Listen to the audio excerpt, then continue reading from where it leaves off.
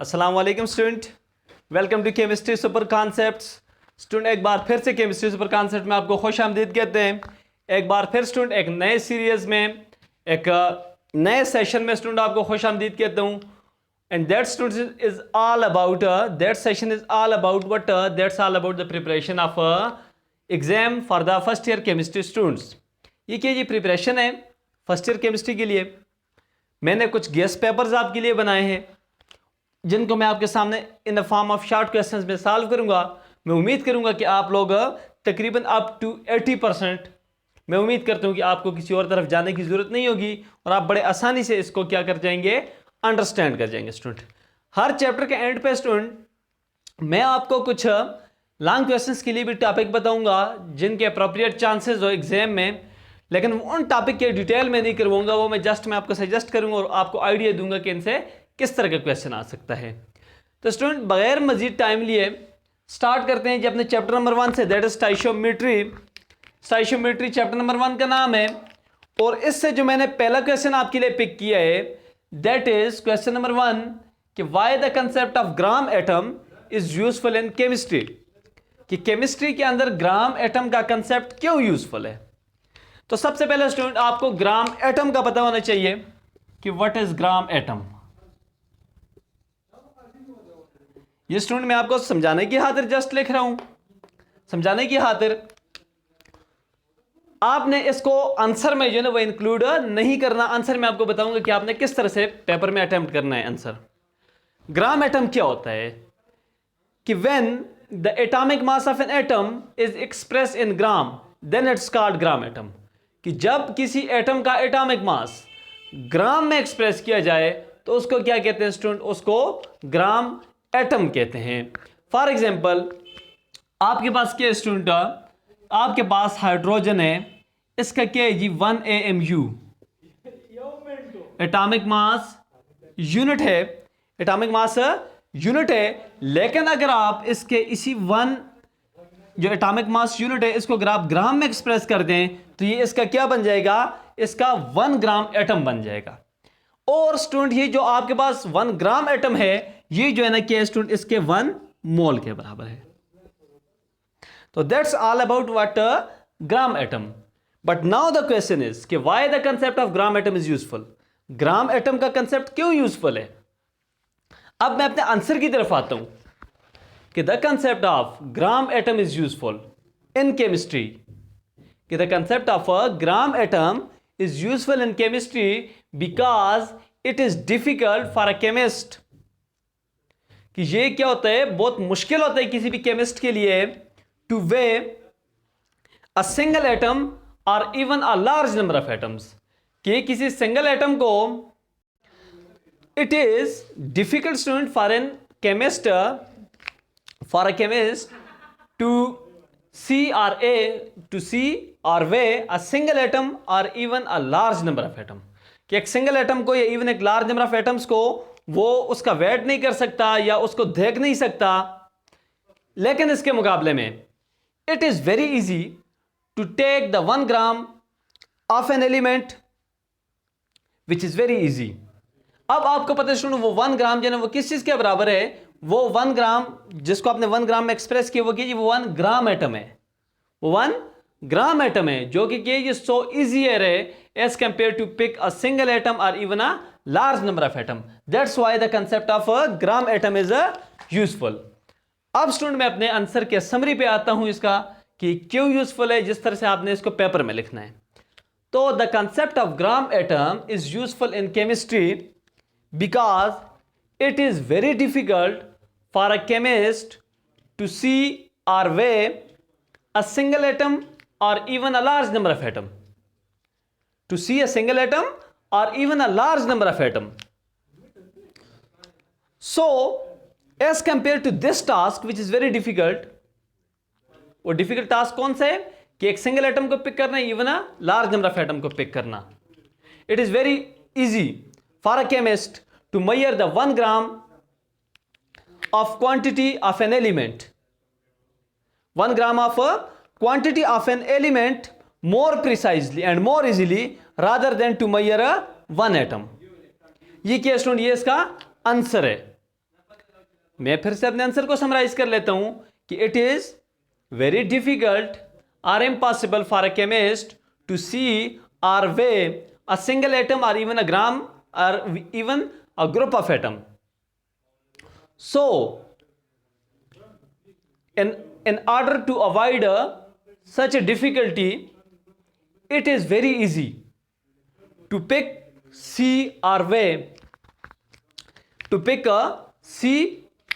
weigh or measure the 1 gram of quantity of an element more precisely as compared to a single atom. क्या अगर आप किसी भी element का 1 ग्राम क्या करेंगे, आप लेंगे, उसको आप वे करेंगे, उसका आप वजन लेंगे, तो वो भी आपके पास किस चीज के बराबर होगा, 1 मोल के बराबर होगा. तो लिहाजा आपको एक सिंगल एटम पिक करने की जरूरत नहीं पड़ेगी. इस तरह आप इस डिफिकल्टी से बच जाएंगे. तो फिर से स्टूडेंट मैं आपको समराइज फिर से मैं करके दे देता हूं, क्योंकि बहुत ज़्यादा इंपॉर्टेंट शॉर्ट क्वेश्चन है और हमेशा से स्टूडेंट जो है इसमें फंस जाते हैं कि it is impossible or difficult for a chemist to see or weigh a single atom or even a large number of atoms. But as compare to this it is very easy for a chemist to measure 1 gram atom या even 1 gram of quantity of an element, 1 gram of a quantity of an element more precisely, more easily as compared to a single atom or even a group of atom. किसी भी atom का जब आप 1 ग्राम लेते हैं तो उसके 1 मोल के बराबर हो जाता है. 1 ग्राम अगर आप लेंगे तो ये आपके लिए क्या होगा, आसान होगा. आप डिजिटल बैलेंस पे 1 ग्राम ले सकते हैं, लेकिन एक सिंगल एटम को जो आप जो वो ट्रीट नहीं कर सकते. तो ये इस पहले क्वेश्चन का आंसर है. अब स्टूडेंट ये क्वेश्चन तो आपका हो गया. अब मैं नेक्स्ट क्वेश्चन पे जाता हूं. नेक्स्ट क्वेश्चन पे स्टूडेंट बात कर लेते हैं, जो कि मैंने इसी चैप्टर से आप लोगों के लिए पिक किए. दैट इज स्टूडेंट की differentiate between limiting reagent and access reagent. कि लिमिटिंग और एक्सेस रिएजेंट में क्या फर्क है, इसको जो है ना आप प्रैक्टिकली जो है ना इसमें कोई डिफरेंस बता दें. ठीक है स्टूडेंट. और थ्योरेटिकली जो है ना आप जो है ना किस तरह से बताएंगे. तो क्वेश्चन है आपका स्टूडेंट,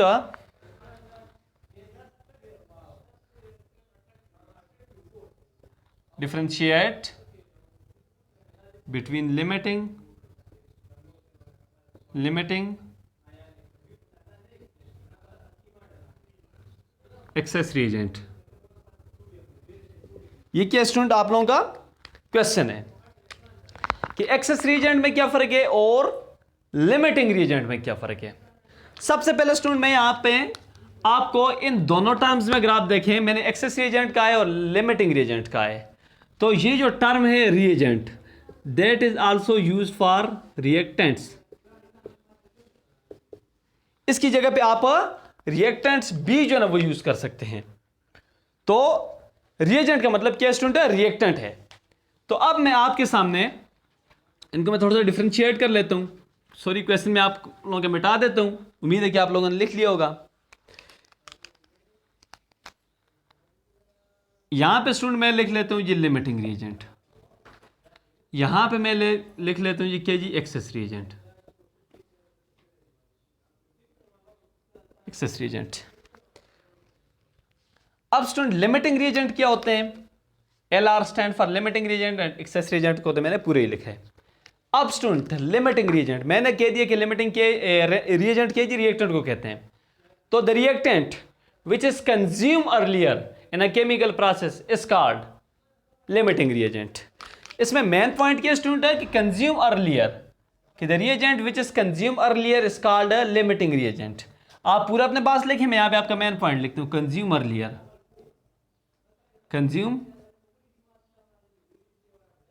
कंज्यूम अर्लियर कि वो रिएजेंट जो कि किसी भी केमिकल रिएक्शन में पहले खत्म हो जाता है उसको क्या कहते हैं, उसको लिमिटिंग रिएजेंट कहते हैं.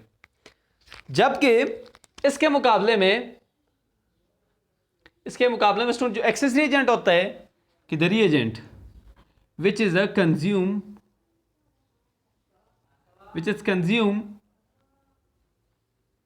लेटर, जो कि क्या होता है बाद में कंज्यूम होता है. बाद में कंज्यूम का मतलब क्या कि पहले कंज्यूम हो जाता है और ये पीछे क्या अनरिएक्टेड रह जाता है, तो उसको क्या कहते हैं, उसको एक्सेस रिएजेंट कहते हैं।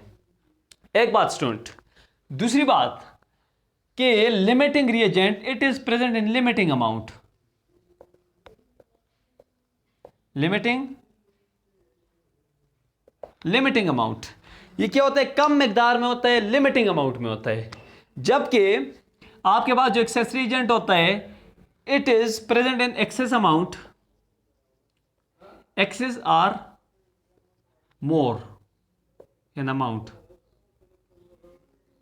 इसकी जो अमाउंट होती है या जो मिकदार होती है वो क्या होती है स्टूडेंट, वो ज्यादा होती है। अब स्टूडेंट कि तीसरा जो मैं आपको डिफरेंस लिखाने जा रहा हूं कि it is a used completely in a chemical process, कि ये किसी भी केमिकल रिएक्शन में क्या होता है, कंप्लीटली क्या हो जाता है जी, खत्म हो जाता है, रिएक्ट कर जाता है। वाइल आपके पास जो एक्सेस रिएजेंट होता है, अगर आप एक्सेस रिएजेंट को देखें तो it is not completely consumed during a chemical reaction, while it is remains unreacted at the end of the reaction, end of the reaction पे क्या होता है, अनरिएक्टेड रह जाता है। अगर स्टूडेंट मैं इसके एक और डिफरेंस पे मैं बात करूं तो आपके पास जो लिमिटिंग रिएजेंट होता है, control the amount of product. आपके पास जो प्रोडक्ट बनता है वो किस चीज पे डिपेंड करता है, वो डिपेंड करते हैं लिमिटिंग रिएजेंट पे। या ये प्रोडक्ट की जगह स्टूडेंट आप रिएक्शन भी लिख सकते हैं या इवन आप प्रोसेस भी जो ना आप लिख सकते हैं कि किसी भी रिएक्शन या प्रोसेस को क्या करता है, कंट्रोल करता है। या इसी पॉइंट को आप लिख सकते हैं कि the reaction is controlled by limiting reagent, या reaction depends on the amount of a limiting reagent. While अगर आप ऑन द अदर हैंड बात करें एक्सेस रिएजेंट की, do not control chemical reaction या इवन इसकी जगह आप प्रोसेस भी लिख सकते हैं और फॉर्मेशन ऑफ द प्रोडक्ट भी लिख सकते हैं।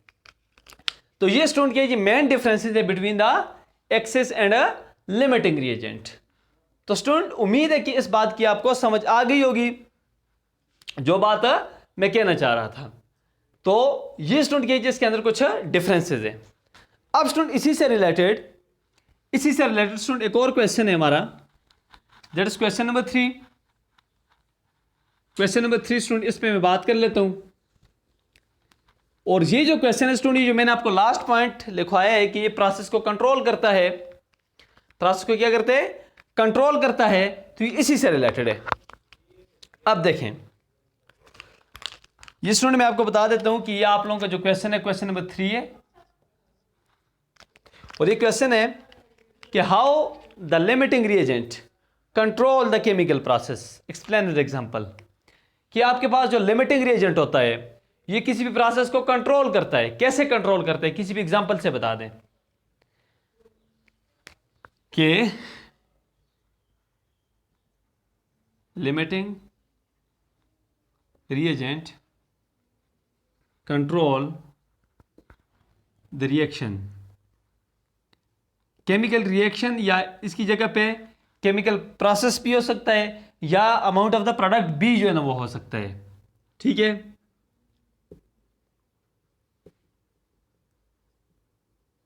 Explain with example.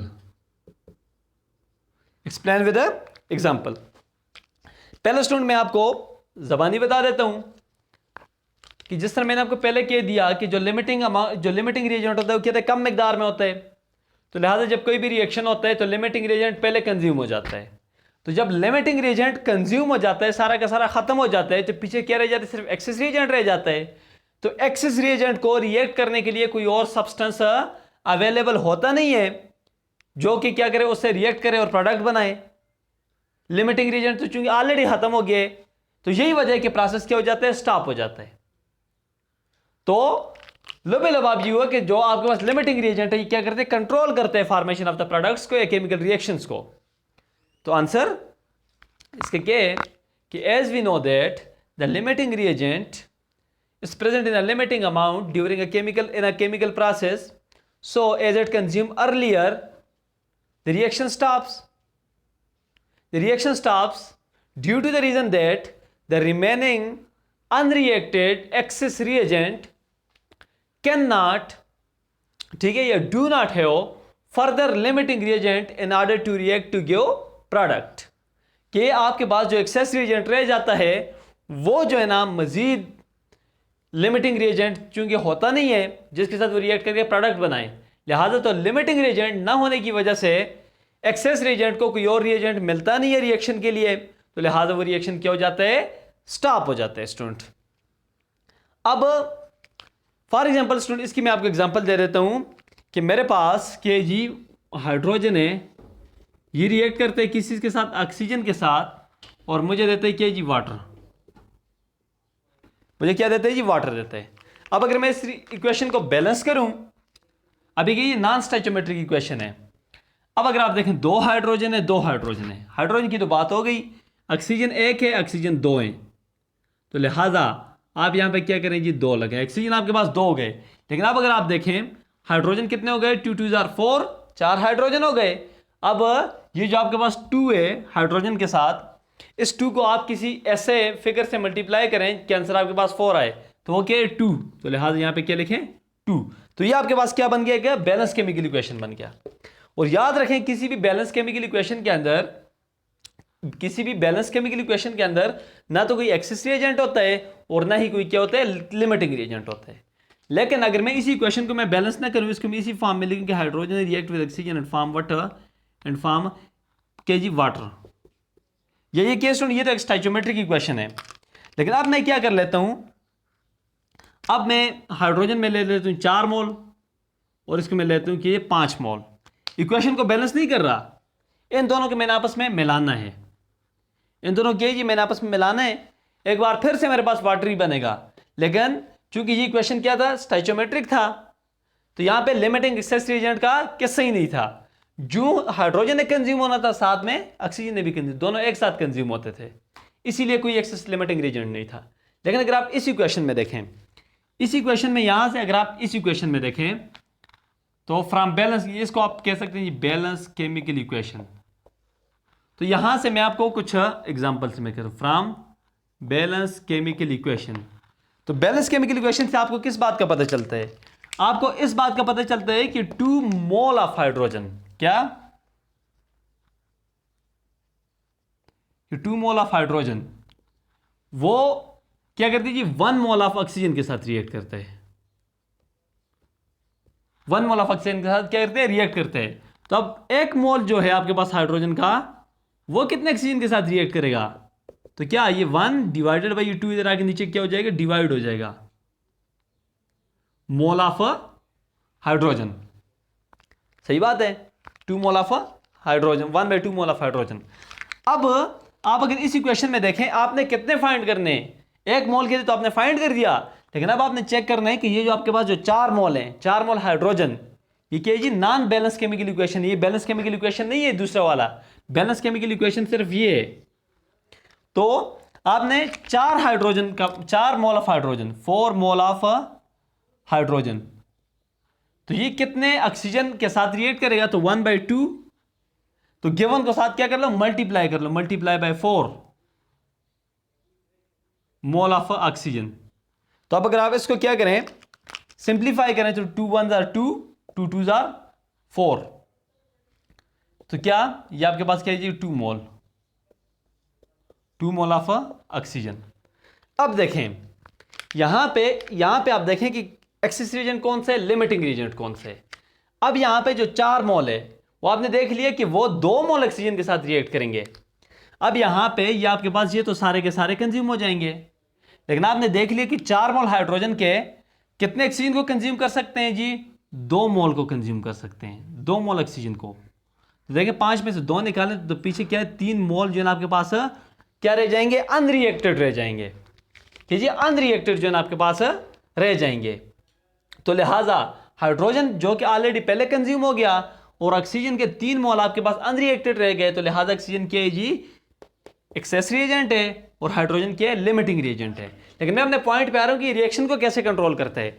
अब आपने मिलाना था हाइड्रोजन और ऑक्सीजन को, आपने वाटर बनाना था, ठीक है।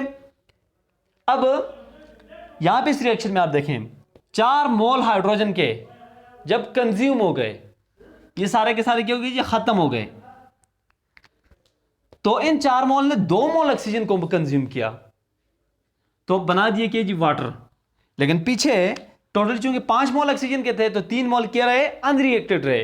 अब ये जो 3 मोल अनरिएक्टेड रहे, अब मजीद हाइड्रोजन है नहीं कि वो इसके साथ रिएक्शन करके मजीद वाटर बनाए। और यही वजह है कि जो यहां पे हाइड्रोजन जो कि लिमिटिंग रिएजेंट है ये खत्म होगा तो रिएक्शन क्या हो जाएगा, स्टॉप हो जाएगा। That is why we say that कि limiting reagent control the chemical reaction. तो ये क्या स्टूडेंट हमारा तीसरा क्वेश्चन था। अब स्टूडेंट मैं एक और क्वेश्चन की तरफ आता हूं जो कि मैंने इसी क्वेश्चन इसी चैप्टर से मैंने पिक किए।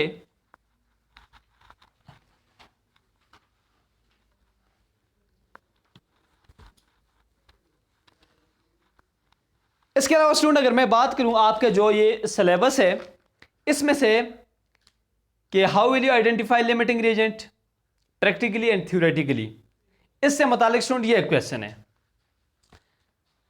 कि हाउ विल यू आइडेंटिफाई। ये देखें स्टूडेंट मैं यहां पे 2 वर्ड में यूज कर रहा हूं, प्रैक्टिकली एंड थ्योरेटिकली। मैं आपको बताता हूं कि वो कैसे। क्वेश्चन नंबर 4 है,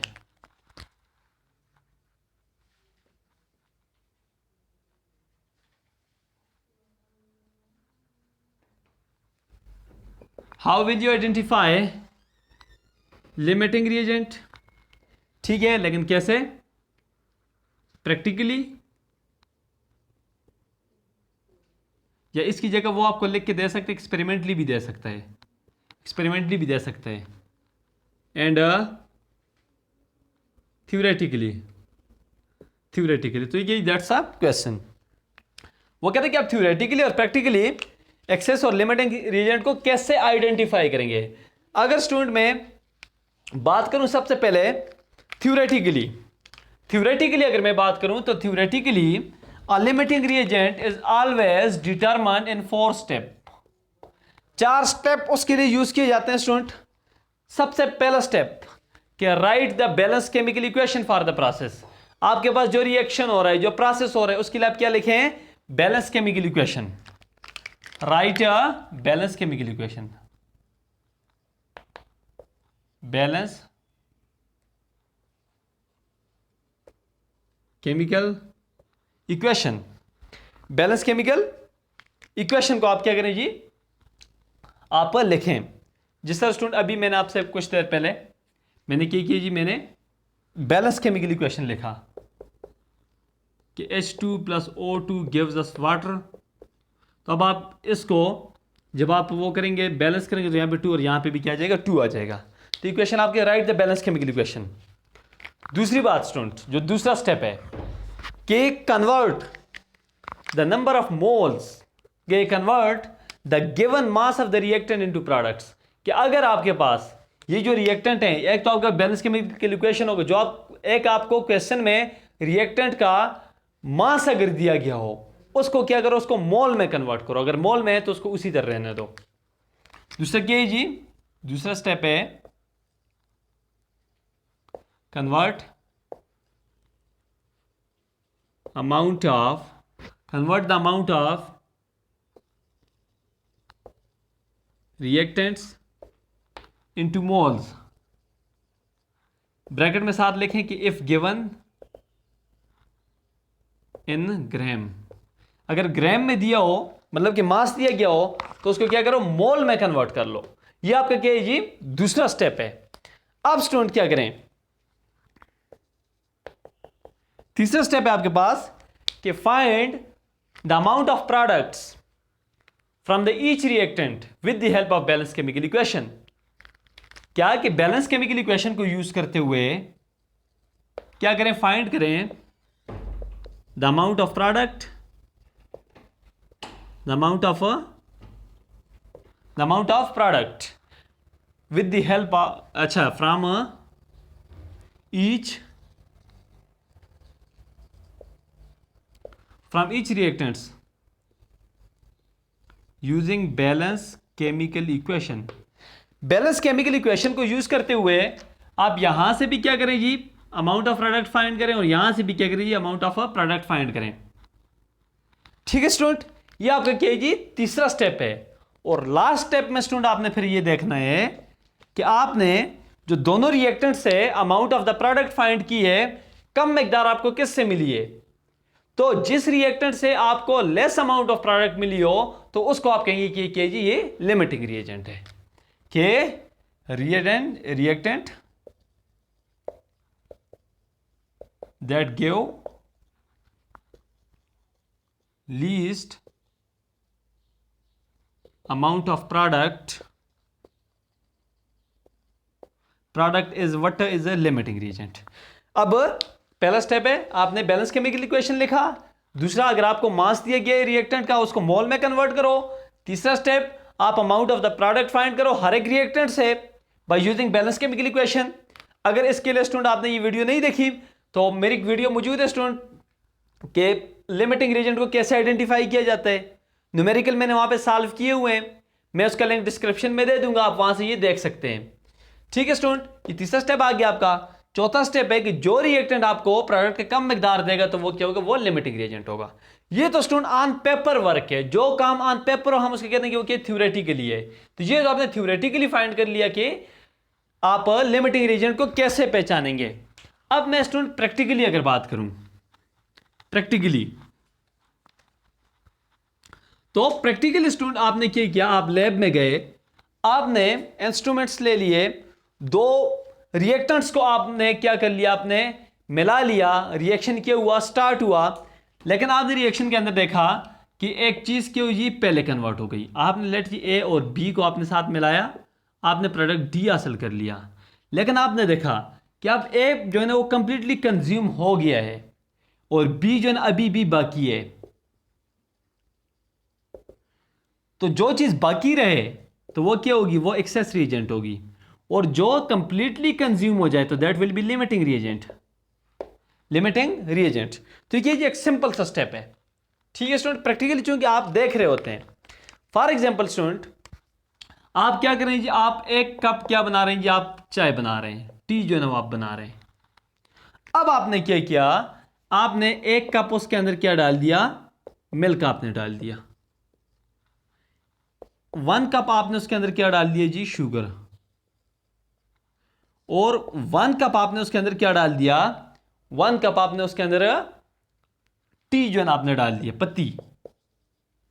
अब स्टूडेंट आप देखेंगे इसके दौरान कि आप अगर देखें ये मिल्क जो है ना कंप्लीटली क्या हो जाएगा, कंज्यूम हो जाएगा। एक कप के अंदर ये क्या हो जाएगा, कंप्लीटली कंज्यूम हो जाएगा। लेकिन अगर आप ये शुगर देखें तो शुगर क्या उसके अंदर बाकी रहेगी। और अगर आप क्या देंगे, ये टी देखें, ये भी क्या उसके अंदर स्टिल जो है ना उसके अंदर क्या होगी, बाकी रहेगी। ये कंप्लीटली इसके अंदर क्या होगी, डिजॉल्व नहीं होगी ये शुगर। तो लिहाजा यहां पे जो मिल्क है स्टूडेंट ये एक लिमिटिंग रिएजेंट का रोल प्ले करेगा, वाइल शुगर और टी जो है ना ये एज एन एक्सेस रिएजेंट जो है ना अपना रोल प्ले करेंगे।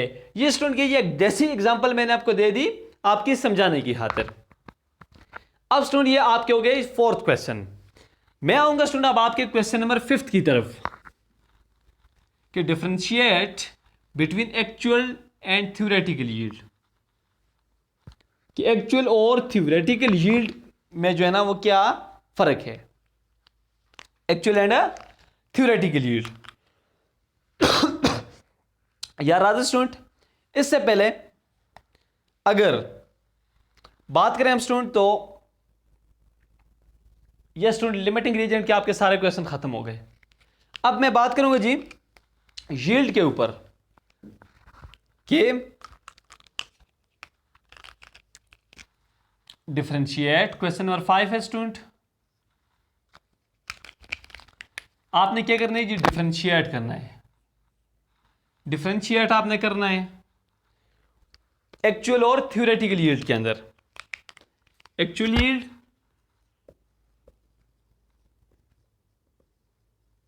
Actual yield, theoretical, theoretical yield. तो सबसे पहले स्टूडेंट एक्चुअल यील्ड क्या है और थ्योरेटिकल यील्ड क्या है। इससे पहले स्टूडेंट आपको यील्ड का पता होना चाहिए कि व्हाट इज यील्ड। ये यील्ड क्या है। मैंने आपको पहले बता दिया स्टूडेंट कि रिएजेंट को आप रिएक्टेंट भी कहते हैं। तो सिमिलरली जिस तरह आप रिएजेंट को रिएक्टेंट भी कहते हैं, तो इस तरह आप यील्ड को प्रोडक्ट भी कहते हैं। यील्ड क्या है कि the amount of product which is formed during a chemical process is called yield. उसको क्या कहते हैं, उसको यील्ड कहते हैं। लेकिन अब बातें हैं दो, actual yield and theoretical yield. अब आपको पता है स्टूडेंट एक्चुअल यील्ड क्या हो सकता है। तो एक्चुअल यील्ड कि the yield which is obtain. Student आप ये डेफिनेशन इसकी पूरी लिखें, मैं यहां पे सिर्फ जो मेन वर्ड है मैं वो लिखूंगा कि the yield which is obtain, कि the yield which is obtain during a real experiment is called actual yield. उसको क्या कहते हैं स्टूडेंट, उसको एक्चुअल यील्ड कहते हैं। आपके पास एक लैब में आप गए, आप एक्सपेरिमेंट कर रहे हैं, तो आपको जो प्रोडक्ट मिलेगा वो आपका क्या है जी, एक्चुअल यील्ड है। सिमिलरली स्टूडेंट कि द अमाउंट ऑफ प्रोडक्ट या the yield which is calculated on paper by using balanced chemical equation is called what is called a theoretical yield। कि which is calculated on paper, जिसको क्या किया जाए, paper पे calculate किया जाए using balance chemical equation. Balance chemical equation को use करके आप जो यील्ड हासिल करते हैं उसको क्या कहते हैं, उसको कहते हैं थ्योरेटिकल यील्ड। क्योंकि आपने प्रैक्टिकल नहीं किया, आपने ये जस्ट कि ये आपने पेपर पे काम किए। दूसरा जो डिफरेंस है स्टूडेंट कि actual yield is also known as what student, practical yield. Practical yield, इसको प्रैक्टिकल यील्ड भी कहते हैं, प्रैक्टिकल यील्ड। और इसको क्या कहते हैं स्टूडेंट, इसको कैलकुलेटेड यील्ड भी कहते हैं, कैलकुलेटेड यील्ड। अब स्टूडेंट अगर आप देखें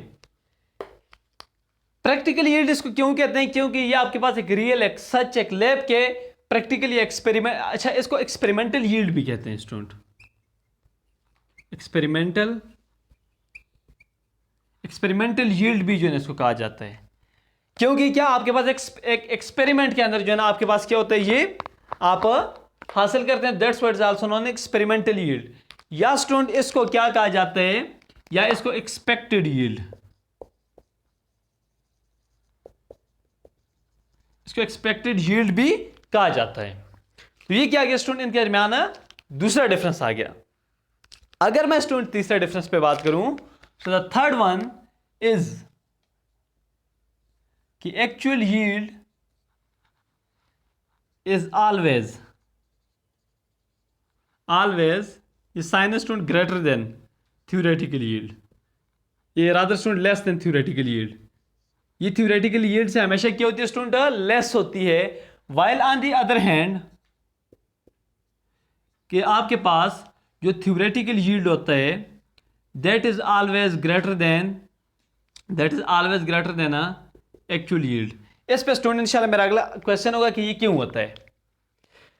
इसके अलावा स्टूडेंट फोर्थ वन कि आपके पास जो थ्योरेटिकल यील्ड होती है it is maximum yield produced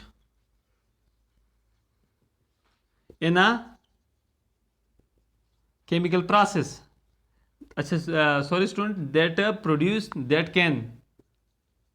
that can यहाँ पे ये that can produce in chemical process क्या होता है, मैक्सिमम यील्ड होता है, क्योंकि आप सिर्फ on paper balance chemical equation को देख के कैलकुलेट कर रहे होते हैं, while it is not the maximum, it is a what student, not the maximum, ये मैक्सिमम नहीं होता।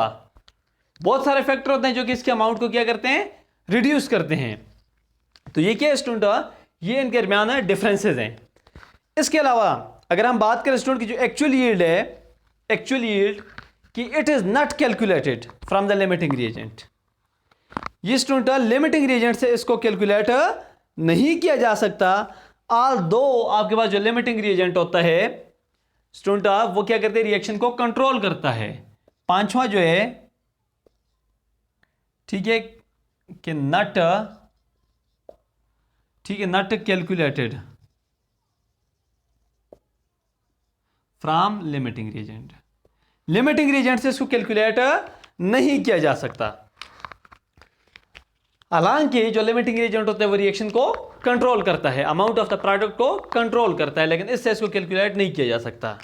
जबकि ऑन दी अदर हैंड अगर आपके पास जो थ्योरेटिकल यील्ड है, ये कहता है कि एक नॉन स्टाइचोमेट्रिक स्टूडेंट आपके पास एक जो नॉन स्टाइचोमेट्रिक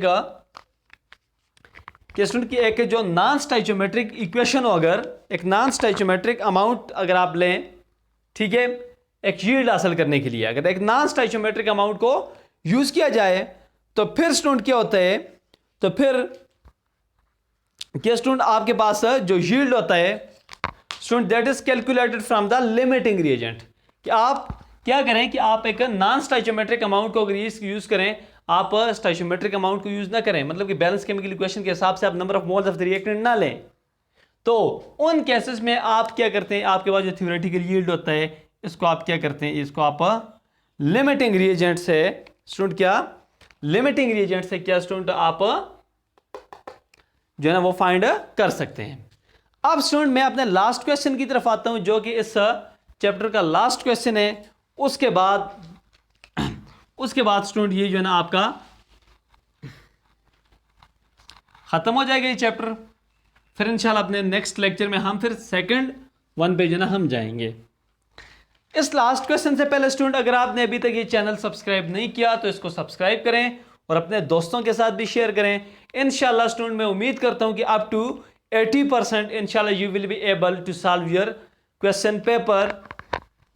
तो स्टूडेंट मैं अपने पांचवें क्वेश्चन की तरफ आता हूं, रादर पांचवें छठा आप नंबर देख लें कि actual yield is always less than theoretical yield, why? क्या आपके पास जो एक्चुअल यील्ड होती है ये हमेशा कम होती है थ्योरेटिकल यील्ड से, क्यों?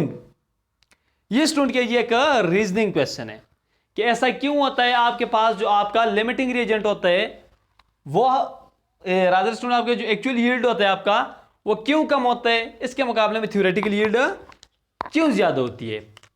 एक बात तो आपको मैं बता दूं स्टूडेंट फिर से कि एक्चुअल यील्ड वो होता है जो आप ड्यूरिंग अ रियल एक्सपेरिमेंट हासिल करते हैं, वो प्रोडक्ट होती है, जबकि थ्योरेटिकल यील्ड जो है ना वो आपके पास क्या होता है जो आप ऑन द पेपर हासिल करते हैं। तो स्टूडेंट मैं रीजंस की तरफ जाता हूं कि क्यों इस तरह होता है। अब स्टूडेंट ये क्वेश्चन आपका दो तरह से आ सकते हैं, एक तो इस तरह से कि actual yield is always less than theoretical yield, why? या ये आ सकता है कि theoretical yield is always greater than actual yield, explain या व्हाई? तो दोनों रुख से अगर क्वेश्चन आपका आ जाए तो आंसर उसका क्या होगा, सेम होगा। तो स्टूडेंट मैं रीजंस पे आता हूं कि क्यों जो है ना ये एक्चुअल यील्ड थ्योरेटिकल यील्ड से क्या होती है, कम होती है। तो सबसे पहले स्टूडेंट क्या है, reversibility, reversibility of a reaction, कि most of the reaction in chemistry are reversible. Reversible का मतलब कि रिएक्टेंट से प्रोडक्ट बनते हैं और प्रोडक्ट से फिर क्या होता है, रिएक्टेंट बनते हैं। तो during a reversible reaction the complete conversion of the reactant to the product not occur, कि जब रिवर्सिबिलिटी होती है किसी रिएक्शन के अंदर तो उसका कंप्लीट जो रिएक्टेंट होते हैं वो प्रोडक्ट में चेंज नहीं होता। फॉर एग्जाम्पल स्टूडेंट आपके पास क्या, ये रिएक्टेंट है ए एंड बी, ये रिवर्सिबली रिएक्ट करते हैं, बनाते हैं ये सी एंड डी। तो स्टूडेंट याद रखें कि ये जो आपके पास जो रिएक्टेंट है ये कंप्लीटली प्रोडक्ट नहीं बनाएंगे।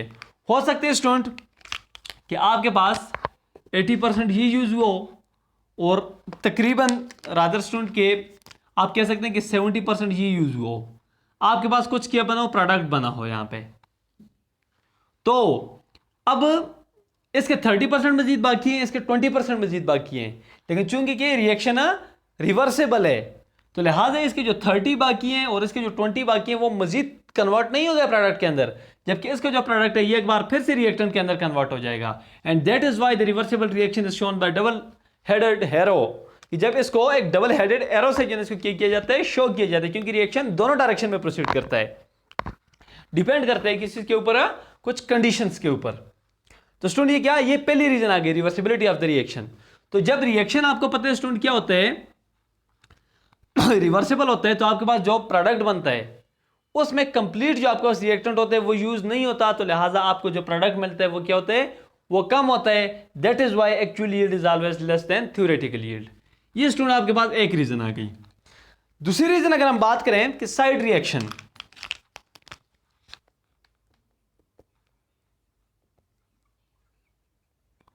बहुत सारे स्टूडेंट रिएक्शन ऐसे होते हैं कि जिसमें टारगेटेड प्रोडक्ट के साथ साथ क्या होता है, कोई बाई प्रोडक्ट भी बनते हैं। फॉर एग्जांपल आपने रिएक्शन करने ए एंड बी का हासिल करने आपने सी, लेकिन हो सकता है सम टाइम यहां पे आपके पास एक साइड प्रोडक्ट ई भी बन जाए।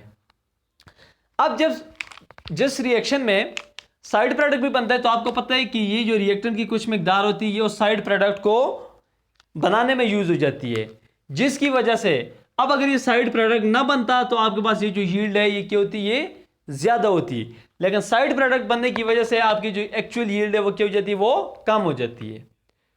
जबकि ऑन द अदर हैंड जब हम पेपर पे बैलेंस केमिकल इक्वेशन से कैलकुलेशन करते हैं वहां पे हम इस फैक्टर को नहीं देखते कि साथ में साइड प्रोडक्ट भी बनाए।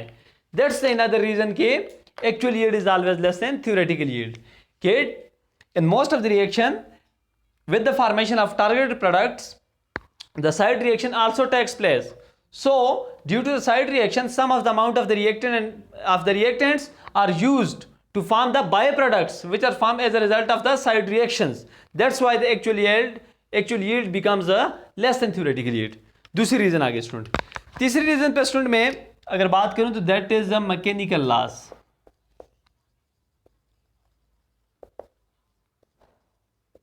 Mechanical loss student, mechanical loss student ये जब आपको प्रोडक्ट मिलता है, जब आप क्या करते हैं जी उसको या स्टूडेंट इससे पहले मैं अगर यहां पे तीसरा मैं इसको नाम दे दूं recovery of the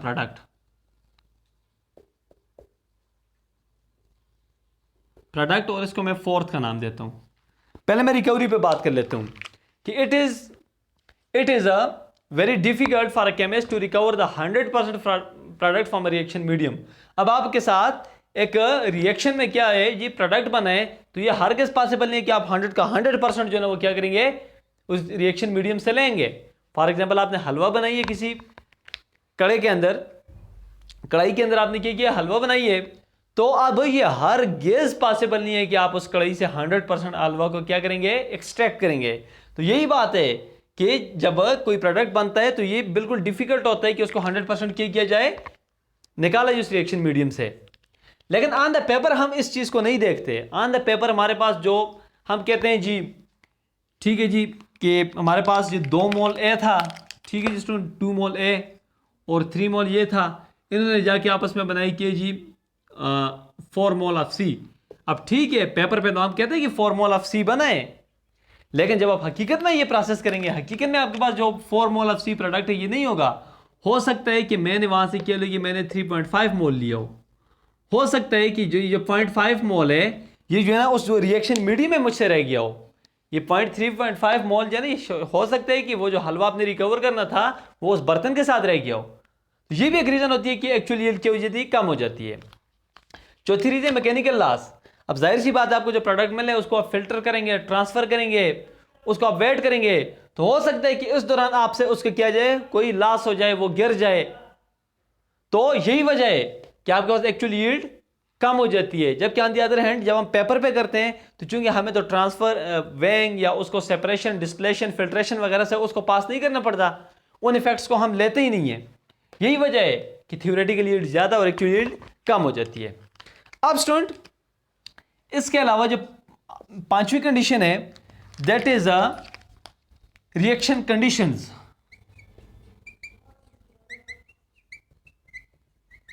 reaction condition temperature, pressure, या इसके अलावा कंसंट्रेशन। ये तीन ऐसी कंडीशंस हैं जो कि फॉर्मेशन ऑफ द प्रोडक्ट को क्या करती हैं, इफेक्ट करती हैं। कुछ प्रोसेस होते हैं वो हाई टेम्परेचर पे ज्यादा प्रोडक्ट देते हैं, कुछ लो टेम्परेचर पे, कुछ हाई प्रेशर पे, कुछ लो प्रेशर पे। और कंसंट्रेशन की जहां तक बात है, जितनी कंसंट्रेशन ज्यादा होगी उतनी प्रोडक्ट आपको मिलेगी। तो आपके पास ये तीन फैक्टर भी क्या करते हैं, एक्चुअल यील्ड को कम कर लेते हैं।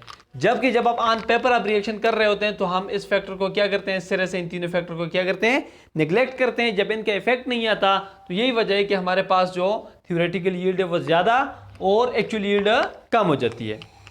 एक और चीज स्टूडेंट जो इम्प्योर सब्सटेंस का यूज है, student use of impure substance.